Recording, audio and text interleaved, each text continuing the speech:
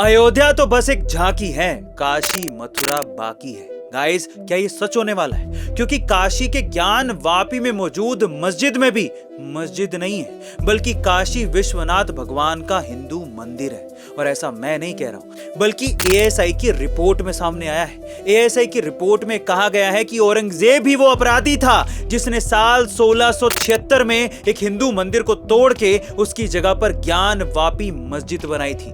साथ ही रिपोर्ट में यह भी बताया गया है कि मस्जिद की पश्चिमी दीवार भी हिंदू मंदिर का ही एक हिस्सा है। वैज्ञानिकों को सर्वे के दौरान 32 अलग अलग शिलापट भी मिले हैं, जिन पर कन्नड़, तेलुगु और देवनागरी भाषा में लिखे लेख मिले हैं और ओम, स्वास्तिक जैसे चिन्ह भी बने हुए हैं। एएसआई के वैज्ञानिकों का यह भी कहना है कि मस्जिद के अंदर जितनी भी हिंदू मूर्तियां और इंस्क्रिप्शंस मिले हैं, उन्हें तोड़कर इस्लामिक स्ट्रक्चर बनाने की कोशिश की गई है। ऐसे में साफ है कि ज्ञानवापी मस्जिद भी बाबरी मस्जिद की तरह किसी हिंदू मंदिर को तोड़ के बनाई गई। भारत का एक वीर सैनिक जिसने अकेले ही भारत की सीमा में घुसने वाले 80 चीनी सैनिकों को मौत के घाट उतार दिया था, लेकिन इतिहास के पन्नों में उसका जिक्र तक नहीं। ये बात है 1962 के भारत चीन युद्ध की, जब कुछ चीनी सैनिक जम्मू कश्मीर के रास्ते भारत घुसने की कोशिश कर रहे थे।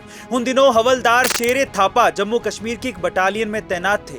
उन्हें जब पता चला कि लगभग 200 चीनी सैनिक रियो ब्रिज के पास तमा चुंगचुंग रिज के रास्ते भारतीय सीमा के अंदर घुसने की कोशिश कर रहे हैं, तब उन्होंने अकेले चट्टान की तरह खड़े रहकर 80 चीनी सैनिकों को मौत के घाट उतार दिया था। लगभग 3 दिन तक भूखे प्यासे दुश्मनों पर गोलियां बरसाने वाले शेरे थापा ने एक भी चीनी सैनिक को सरहद के अंदर घुसने नहीं दिया और अंत में वो खुद भी शहीद हो गए। अपने सर्वोच्च बलिदान के बावजूद अभी तक उन्हें कोई भी सम्मान तक नहीं मिला है, पर आज भी वो स्थानीय लोगों के दिलों में जिंदा है। ऐसे भारत माँ के वीर सपूत को हम सल्यूट करते हैं। आप सब लोगों को गणतंत्र दिवस की हार्दिक शुभकामनाएं।